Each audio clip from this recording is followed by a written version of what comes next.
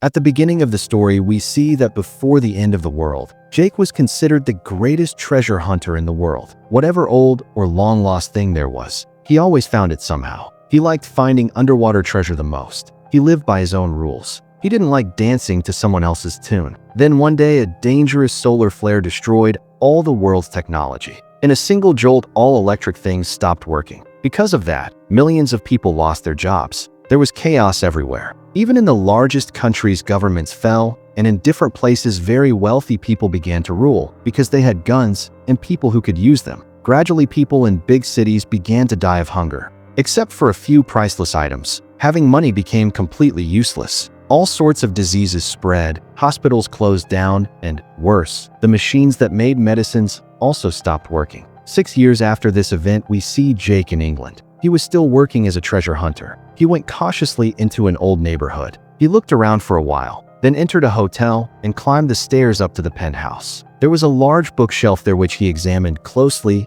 and behind it, he found a hidden room. Jake immediately set up small bombs and blew open a steel door. He connected his battery so he would have light. There was a safe there that required a keypad and a password. Jake looked at the fingerprints on the key and copied all the letters into his notebook and guessed the correct password. When he opened the safe, he found old music records. He played the record whose name was the password. As soon as the music started, another hidden safe opened. From it, Jake took out an expensive violin. At that moment, some thugs in police uniforms came in and demanded the violin from Jake. Jake refused and threatened that if they took one step forward, not one of them would leave alive. But the thugs still attacked him. Jake immediately started firing. He killed them one by one. When his gun ran out of bullets, he used his fists and beat many of the thugs. When the bullets were finished, he killed a man running away by throwing a blade into his back. The leader caught the blade and thought he was very cool. Then Jake showed him his middle finger in a "tata bye-bye" gesture, and immediately a bomb hidden in that blade blew up. The leader of the thugs was killed as well. Sometime later, Jake went to a large mansion that had become a factory and where many guards were posted. He gave the violin to an assistant of a warlord. The assistant said that King August wanted to give him another job. Jake found it strange that this warlord had himself called a king. He refused because the job would require him to cross the sea to another country. No one knew what the situation was like over there. When August heard that Jake had refused, he told his assistant to make an offer Jake could not refuse. After that, Jake returned home. There was a broken boat at his place. He had set up various traps around his home so that no one could sneak in, and he also fed his dog. Then he checked his payment, which contained a little food, some supplies, and a record. He played the record, ate, drank, and fell asleep. At night, he dreamed he was traveling the world in a new boat. In the morning, he woke up to a noise. He went outside and found a soldier caught in one of his traps. The soldier said that the king wanted to meet him. Jake did not free him and went straight to meet the king. In a warehouse, August was waiting with his soldiers. He said, "You are not the first. I tried to get many people to do this work, but no one has the skill to find things like you do." He also said he was trying to create a new system so things could become a bit more normal again. But Jake still had no particular interest in doing his job. Then August revealed that if the mission was completed, Jake would get a new boat. That's what you want, right? Actually, the mission was to deliver the Mona Lisa painting to him. It had been placed in an unknown place in some vault. When Paris was attacked, the government hid its entire treasure there. August said he was ready to give Jake full support, food, and everything he needed. All Jake had to do was complete the mission at any cost. Lured by the boat, Jake agreed. He handed his dog over to August's assistant and said that if he didn't return, please take care of it. Jake was calm at first, but as soon as he reached the airport, he became very anxious because the plane already had bullet holes. August explained the entire route to Jake on a map, where enemies were, where it was peaceful, everything. August also said that a man of his in the center of Paris would meet Jake. Just reach there. He will guide you further. As soon as you get the Mona Lisa, I will arrange to get you out of there within 3 hours. In the evening, Jake boarded the plane. The pilot was quite young and said everything would be fine, so don't worry. But Jake could tell the plane had problems. After some time, the pilot said, "Look, a little fuel is leaking. We'll have to jump out with a parachute during the flight." Hearing this, Jake panicked. He said, "Brother, I have never jumped with a parachute before. How do you use it?" But the pilot was busy and couldn't help much. After a while, Jake fell asleep and dreamed again he was on the boat, and this time a girl was with him. Suddenly, the plane started shaking violently, and Jake woke up. They were under attack. The pilot tried to save the plane somehow, but said they would have to jump before planned. Spotting a suitable place, Jake jumped and opened his parachute. His landing was not very good. He started moving forward and found the surroundings on fire. He saw that some people who had fought against the warlord there had been hanged to intimidate everyone else. Then a tank smashed through a building and began firing. But before it could aim, a missile blew up the tank. Some rebels arrived and opened the tank's hatch, throwing a grenade inside, killing the soldiers who were inside. They didn't say anything to Jake and left quietly. Inside the city, the men of Warlord Valkov were terrorizing ordinary people. Valkov was a very dangerous and cruel man. He liked to play chess because it helped him learn different strategies. Whoever became a thorn in Valkov's path, he first played chess with. Today, the man they had captured could not play well, so Valkov shot him. His right-hand man, named Gornais, reported that a man had jumped from a plane today. Valkov immediately ordered his men to find him as soon as possible. In the morning, Jake reached another part of the city where people were living in poverty and were very afraid of Valkov. Jake took some old clothes from behind a car and hid his good clothes there. Nearby, soldiers gathered everyone to explain the rules. They said that breaking curfew would result in severe punishment. To keep people fearful, they executed 2 opponents in front of everyone. When Jake tried to leave, the soldiers surrounded him and said, "Drop your bag." Jake cleverly threw his bag into a man's face and quickly started a fight.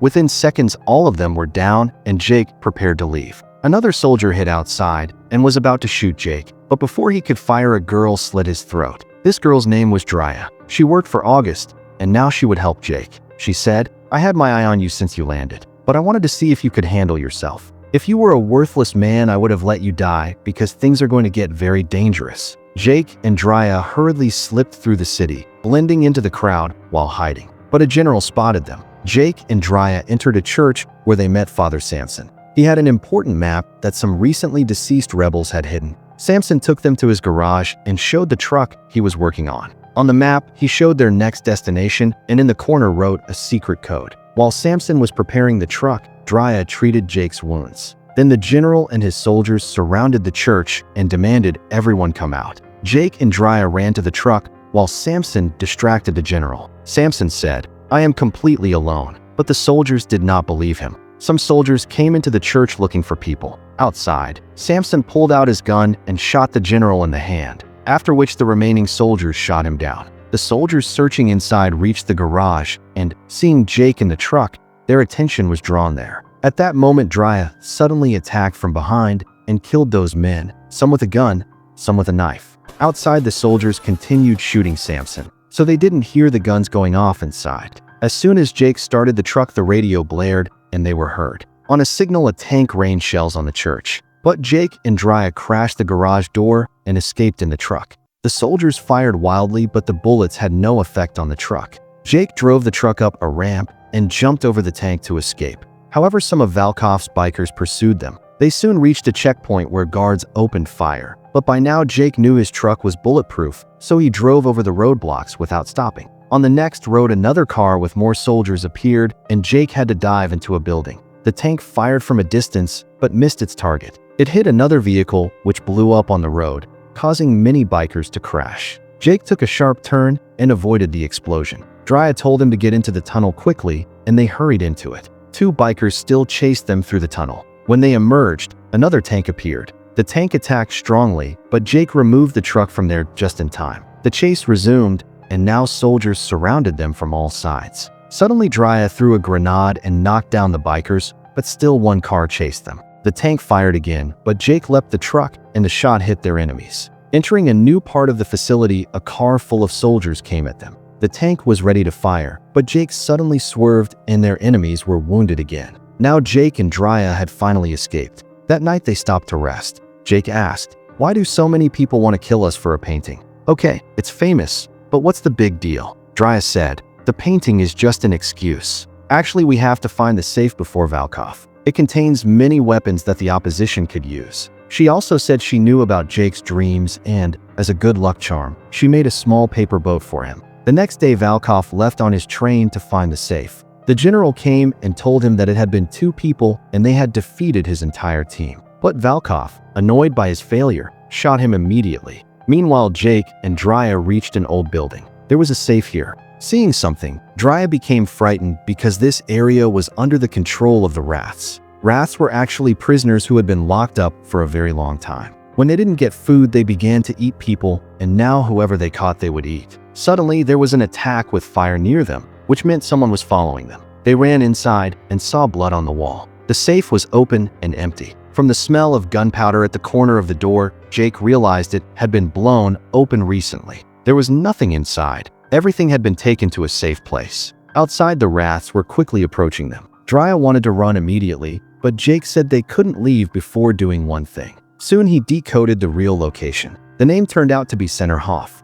Drya said it was a famous fortress, and the map showed the place to Jake. Meanwhile, the rats were climbing the stairs, but Jake and Drya escaped through the window. Jake had left a grenade on the door handle. When the rats opened the door, a massive explosion killed them all inside. Back in the truck, Drya called the rebels and told them to meet at Centerhof. After a while, Valkov also arrived at the place on his train. He followed the tire tracks of the truck to the fortress where Jake and Drya had found it. Their Gornais found the same notebook with the coordinates written in it. But Valkov was clever enough to know it wouldn't be so easy. He used a UV lamp to check for Drya's fingerprints because whoever finds a place on a map will usually touch it. Now he was certain the real location was Centerhof. Finally, Jake and Drya reached Centerhof. Drya cut the gate lock and they entered. Reaching the main building, Jake felt something strange. There was no security. Some machines were running, so Jake calculated that perhaps they were powered by solar panels. Drya looked at the blueprints of the place and realized the noise was coming from the vault's air filtration system. That meant the safe was still sealed.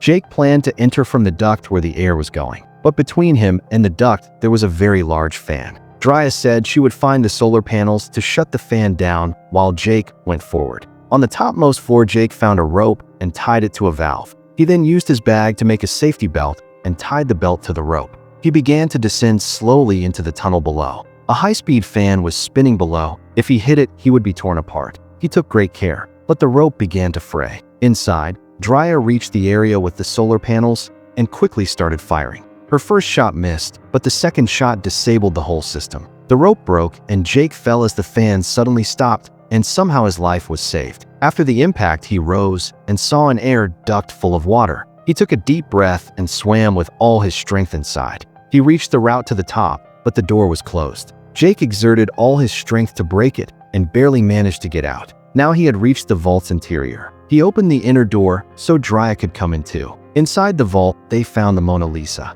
It wasn't a real painting. It was actually a nuclear bomb painted with the Mona Lisa on top. Jake was completely shocked to see this, but Drya already knew about it. She said, "Even if you had known, what would it have changed? It wasn't necessary to tell." Drya explained that when America dropped the bomb on Japan, they had kept another bomb in reserve for Russia. This was that bomb, and August didn't want to use it. He just wanted to keep it away from dangerous people like Valkov, because if it fell into their hands, they would set it off. Jake said, "No warlord is trustworthy. Not Valkov, not August." He also said there was no use fighting Valkov. He was very powerful, and in the end, he would win. Soon some rebels arrived to help Drya. But Jake announced, "I don't want anything to do with you. I am leaving. I don't want to be a part of any of this," saying that he got into a truck and drove away. Shortly after, Valkov's train reached Singerhof and his soldiers began firing. The rebels tried hard to escape, but were shot down. Gornais attacked with his missile and hit the truck. Now Valkov had the safe's key and put the bomb on the train. Meanwhile, Jake stopped at a place and looked at the small boat Drya had given him.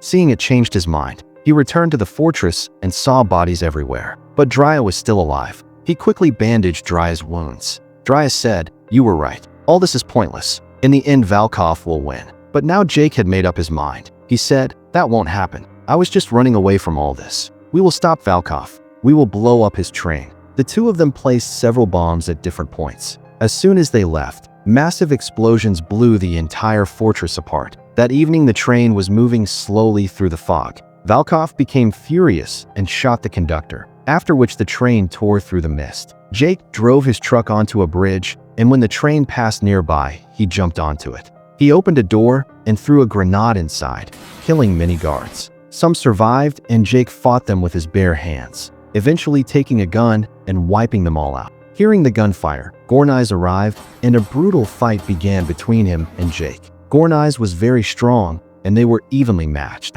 At that moment, Valkov appeared from behind and began firing at Jake immediately. But Jake cleverly put Gornais in front of him, so the bullet hit Gornais. Jake then seized the opportunity and attacked Valkov. A fierce fight began between the two. Jake stabbed Valkov's hand with a compass and took the key from him. Meanwhile, Drya reached the bridge and detonated the bomb she had planted. As the train neared the bridge, Drya blew the bridge up. Jake also jumped from the train. Valkov tried to stop the train, but it was too late. The train fell straight into the ravine, and a tremendous explosion occurred. Seeing all this, Drya cried. She thought Jake had been killed, but he appeared from behind and said, "Why are you crying?" Drya hugged him happily. Sometime later in England, Jake gave the key that activated the nuclear bomb to August and said the bomb was now lying at the bottom of a gorge. August told him to bring that bomb back for him, but Jake clearly refused. He said he would do no more missions and, as promised, left with his new boat. Drya was with him now, and the two of them loved each other. They decided to sail the world on that boat. In the end, August kept the key in his safe, and the real Mona Lisa painting remained there all along. If you liked the video, give it a thumbs up, subscribe to the channel. See you in the next video.